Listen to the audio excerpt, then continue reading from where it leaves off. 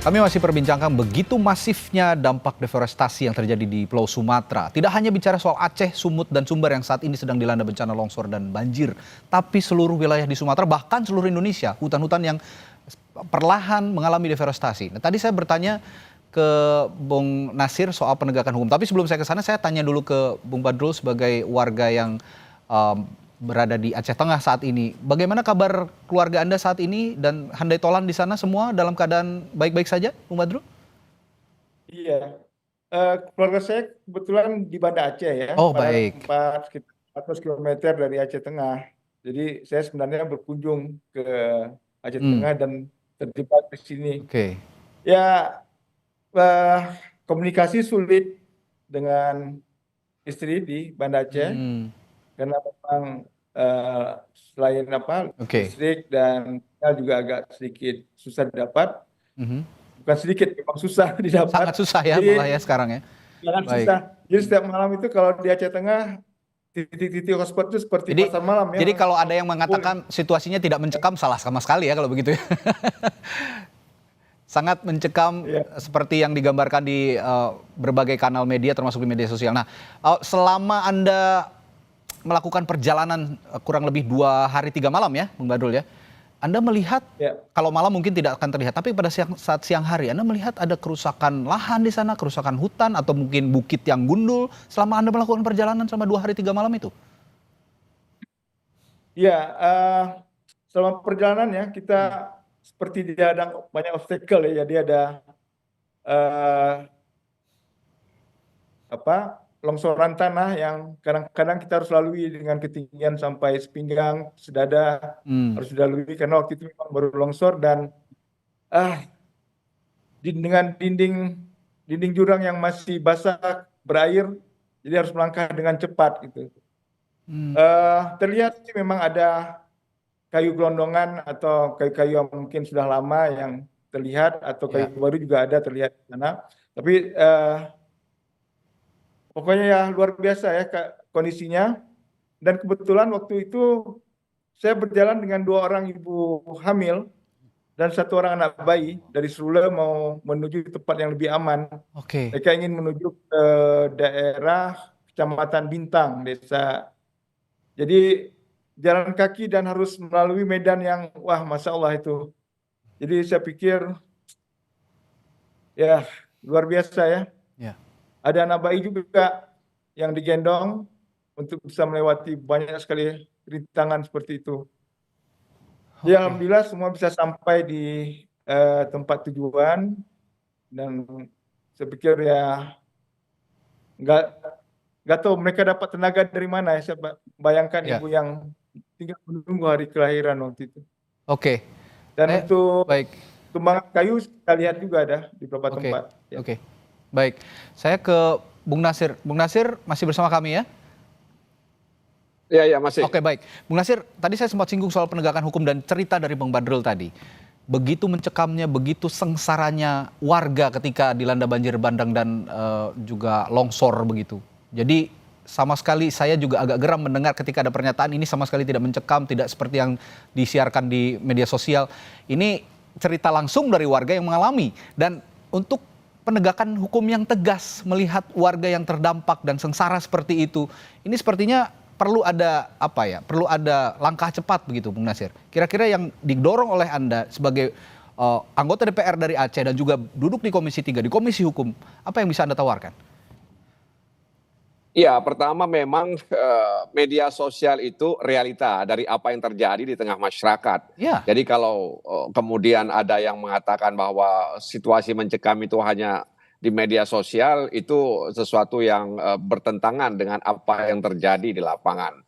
Yang kedua, sebenarnya Komisi Pemberantasan Korupsi kerap sekali menyampaikan kepada Komisi 3 bahwa korupsi di sektor sumber daya alam itu sangat sangat masif ya, sangat besar dan melibatkan juga orang-orang besar di Republik ini begitu.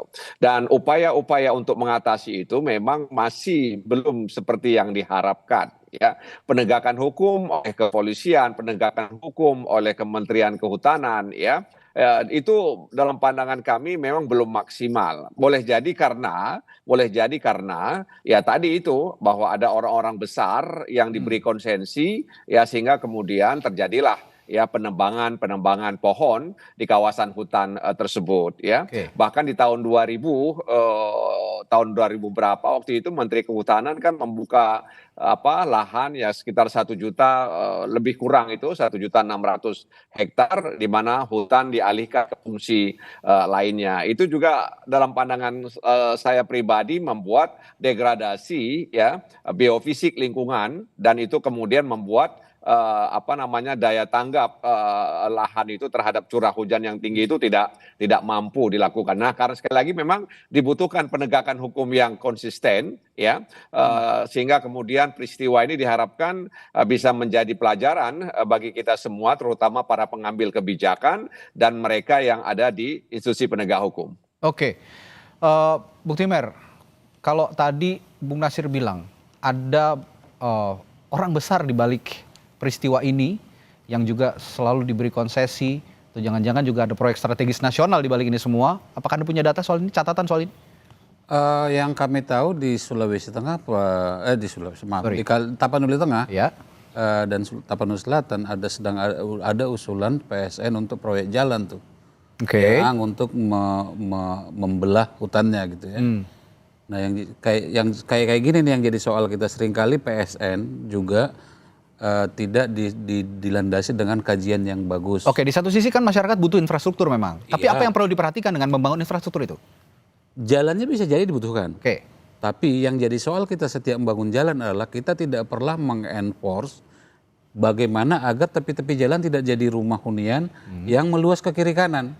Persoalan kita kan selalu begitu, selalu ekses-ekses yang seolah-olah itu ya udah mau gimana lagi. Nah, ini yang sehingga kemudian ketika pemerintah merencanakan satu proyek, mestinya juga punya safeguard namanya, dan kemudian mengimbangi dengan proses penegakan hukum tadi. Nah, ini yang tidak terjadi dalam konteks banjir yang kita alami sekarang ini. Oke.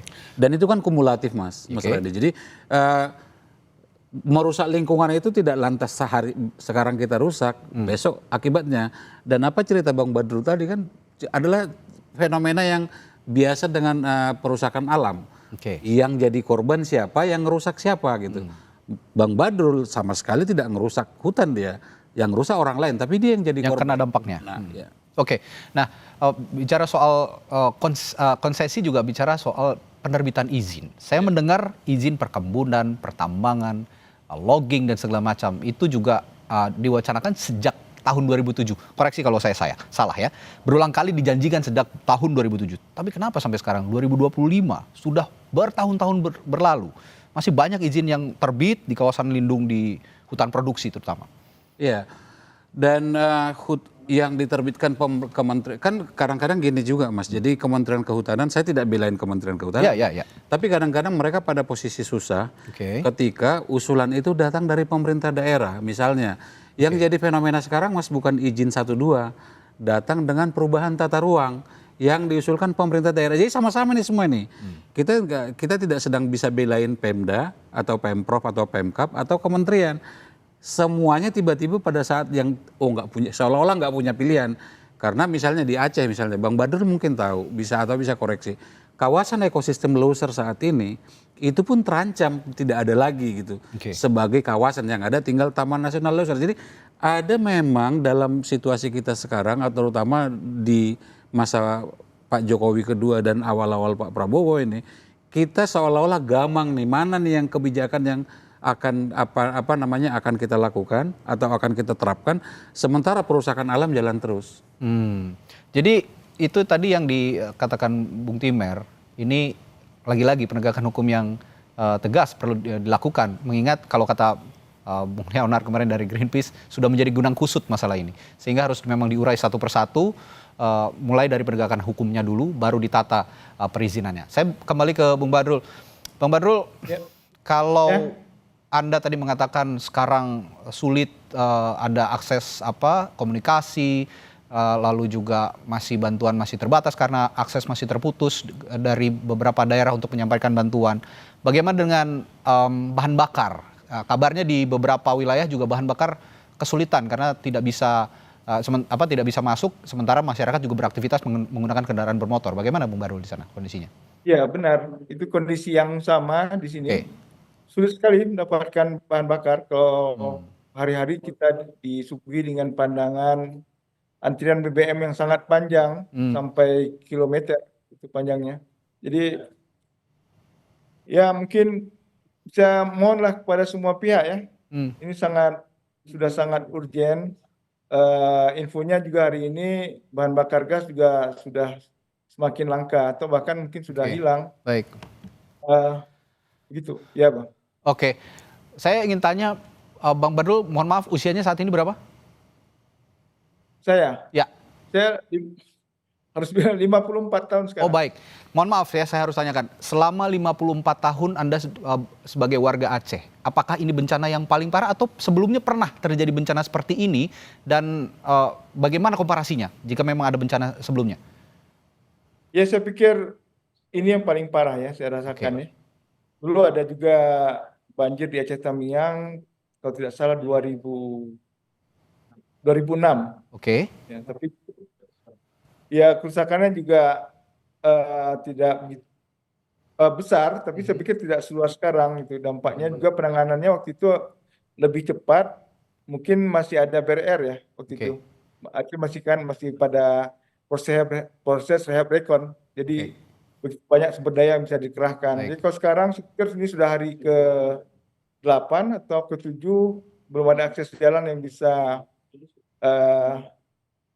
ditembus untuk bisa menuju ke Banda Aceh. Baik, melihat kondisi seperti itu 2006 ya tadi kalau Anda gambarkan sekitar 2006 di Aceh Tamiang pernah terjadi bencana seperti ini, banjir dan longsor, tapi ini yang terparah menurut Bung Badrul. Bang Nasir, apa merasakan hal yang sama sebagai anggota DPR RI dari Aceh? Ya, jadi saya hari Sabtu itu perjalanan menuju Biren, ya saya singgah di Pidi Jaya, kemudian saya juga singgah di Biren, kemudian di Biren ada jembatan yang putus, lalu saya naik perahu karet yang disiapkan oleh kepolisian. Perahu karet itu juga digunakan oleh warga lainnya untuk menyeberang. Nah, setelah itu baru naik mobil lagi ke Losmawe, ke Aceh Utara. Tapi saya tidak bisa menembus Langsa, Aceh Tamiang, saya tidak bisa menembus Aceh Tengah dan Benar Meriah. Jadi memang antrian panjang di SPBU itu sangat luar biasa dan itu terjadi di pagi hari, siang hari, sore hari sampai malam hari. Dan herannya kadang ada di depan SPBU itu, nggak jauh dari SPBU, orang menjual eceran minyak yang harganya, ya, eceran bahan bakar itu yang harganya 50.000 per liter ya. Jadi ini situasi yang sangat miris sekali. Jadi lampu mati. Saya di Banda Aceh ini mati lampu ya. Saya di dalam mobil. Jadi harus menghidupkan HP ini dari cas yang ada di mobil. Jadi gelap. Serba terbatas ya. Saya di luar ya. Jadi memang situasi sinyal juga kadang muncul, kadang hilang. Jadi sama sekali memang tidak begitu tanggap ya dalam mengantisipasi bencana seperti ini. Baik, ya ini kalau saya boleh simpulkan sementara dari gambaran Bang Nasir dan juga Bung Badrul gitu di Aceh sana yang saat ini berada di Aceh, begitu terbatasnya gerak-gerik aktivitas warga karena bencana banjir yang begitu besar dibandingkan dengan bencana sebelumnya, ini sepertinya memang yang paling menyusahkan warga. Nah, Bung Timer, kalau memang tadi penegakan hukum harus dikedepankan, apa kira-kira yang perlu didorong lebih awal? Prioritas apa? Hukum di ranah yang mana? Apakah pembatasan izinnya dulu, ataukah penegakan hukum mereka yang melakukan pembalakan liar, atau di mana? Saya akan tanyakan itu sesaat lagi di Sapa Indonesia Malam. Tetaplah bersama kami.